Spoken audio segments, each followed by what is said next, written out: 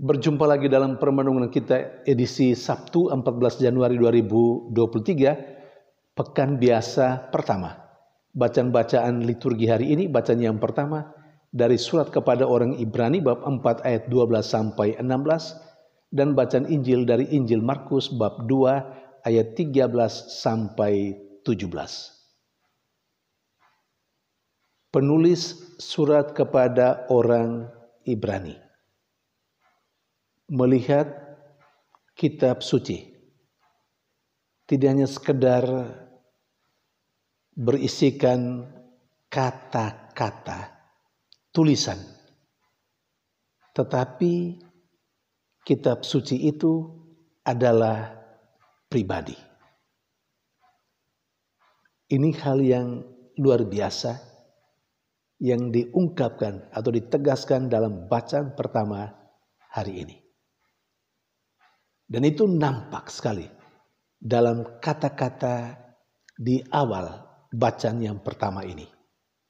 Saya kutip, "Saudara-saudara, sabda Allah itu hidup dan kuat, lebih tajam daripada pedang bermata dua manapun. Sabda itu menusuk amat dalam, sampai ke batas jiwa dan roh, sendi-sendi dan sumsum. Sabda itu sanggup membedakan pertimbangan dan pikiran hati kita."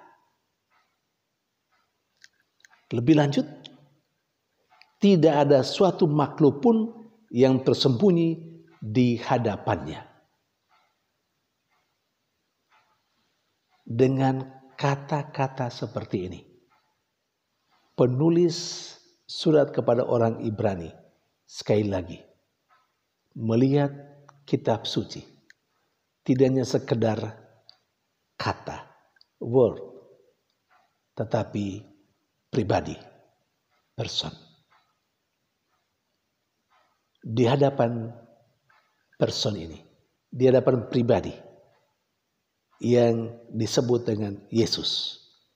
Karena Yesus adalah sabda Allah yang menjadi manusia. Dalam pribadi Yesus itu, berhadapan dengan Dia, tidak ada sesuatu pun yang tersembunyi. Dan di hadapan Dia, terkadang atau banyak kali, kita seperti ditelanjangi. Apa yang kita lakukan, yang baik pun yang tidak baik, diketahui semua oleh pribadi ini, oleh Yesus ini. Saudari dan saudara yang terkasih, kalau kita memahami kitab suci tidak hanya sekedar tulisan atau kata-kata, huruf-huruf mati, tapi kita pahami sekurang-kurangnya, kita diingatkan melalui bacaan pertama hari ini, kitab suci sebagai pribadi, yakni Yesus. Maka setiap kali kita membaca kitab suci, kita seharusnya pertama-tama berhadapan dengan pribadi itu. Kita berhadapan dengan Tuhan yang sedang berbicara kepada kita. Tuhan yang sedang menyapa kita melalui sabdanya itu. Maka banyak kali kita juga dengar bahwa orang bisa berdoa dengan kitab suci. Bagi saya, kalau orang bisa berdoa dengan kitab suci, itu berarti dia tidak hanya sekedar membaca tulisan mati, huruf mati, tetapi dia berhadapan dengan pribadi, sekali lagi yang disebut dengan Yesus. Orang bisa berdialog dengan Dia yang diyakini sedang berada di hadapannya dalam doanya itu. Lebih jauh, kalau kita memahami kitab suci tidak sekedar tulisan mati, huruf mati, tetapi pribadi, Yesus. Maka kita pun akan menaruh hormat yang tinggi setiap kali kita misalnya hadir dalam ibadah sabda misalnya, ataupun dalam perayaan Ekaristi. Kita menaruh hormat yang tinggi ketika sabda itu dibacakan bagi kita. Saat itu Tuhan sedang menyapa kita. Pribadi Tuhan dalam diri Yesus Kristus sedang berbicara kepada kita, sedang menyapa kita. Kalau kita memahami bahwa kitab suci adalah pribadi, kita pun akan menaruh hormat kepadanya. Kita akan meletakkan di tempat-tempat yang pantas untuk kitab suci. Dan tidak membiarkan misalnya kitab suci itu berdebu dan diletakkan di mana saja. Di tempat-tempat yang terkadang tidak pantas. Saudari dan saudara yang terkasih, sejauh mana kita memahami bahwa kitab suci itu lebih dari sekedar huruf mati, lebih dari sekedar word, tetapi person, pribadi, Tuhan sendiri, Yesus itu. Dan sabda Tuhan atau kitab suci sebagai sabda Tuhan itu hadir dalam diri Yesus, menyapa kita, menyapa semua manusia. Dia datang untuk mencari yang hilang. Dia datang untuk memanggil orang-orang berdosa, bukan orang-orang benar. Bacaan Injil hari ini bercerita tentang itu. Bagaimana sabda yang pertama-tama itu pribadi hadir dalam diri Yesus. Dia yang datang untuk menyelamatkan manusia dari dosa-dosanya. Persis dan sesuai dengan nama yang diberikan oleh malaikat Tuhan atas suruhan Tuhan tentunya kepada Maria saat itu. Saudari dan saudara terkasih, Yesus memanggil Levi, si pemungut cukai, dalam bacaan Injil hari ini. Tidak sekedar memanggil, dan Levi mengikuti dia. Yesus bahkan makan di rumah Levi bersama dengan para pendosa. Maklum saja, karena Levi adalah seorang pemungut cukai yang dianggap sebagai orang berdosa oleh masyarakat pada saat itu, oleh orang-orang Farisi, ahli-ahli Taurat. Yesus makan di rumahnya, dan karena itu banyak rekan-rekannya si pemungut cukai, rekan-rekannya yang mempunyai profesi yang sama sebagai pemungut cukai, dan orang berdosa lainnya makan bersama dengan Yesus. Lalu apa reaksi ahli Taurat dari kelompok orang Farisi? Mereka rupanya tidak setuju.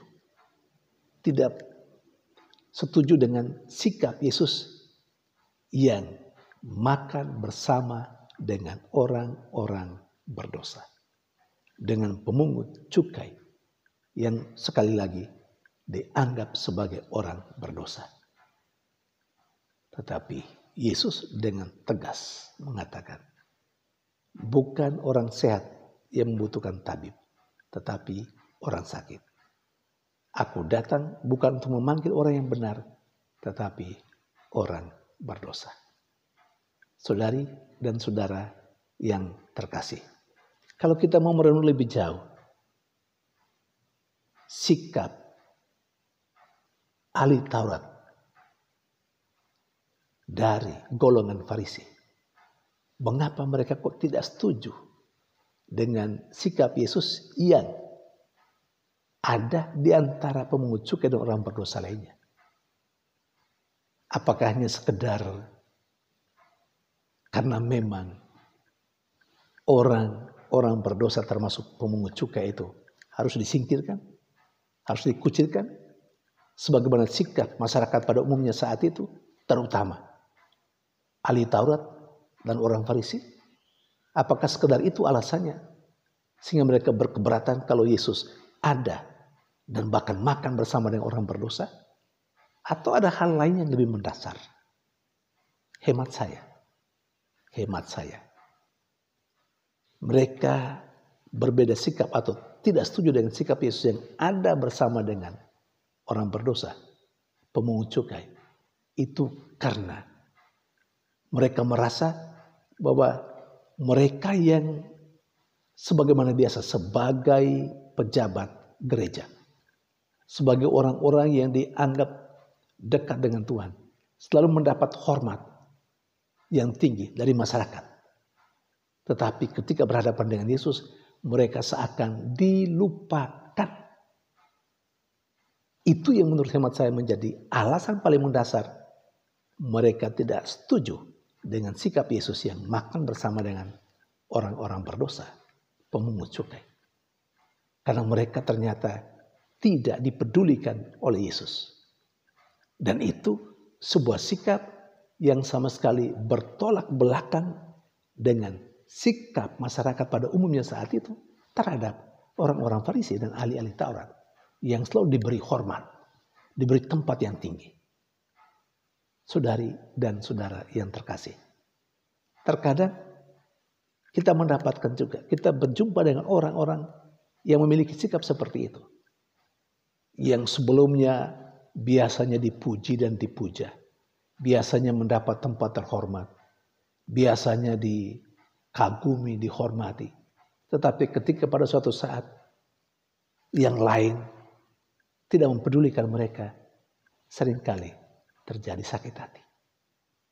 Dan karena itu tercipta pula semacam percecokan atau keretakan hubungan yang terjalin di antara orang-orang seperti itu dengan kelompok atau pribadi orang yang tidak mempedulikan mereka.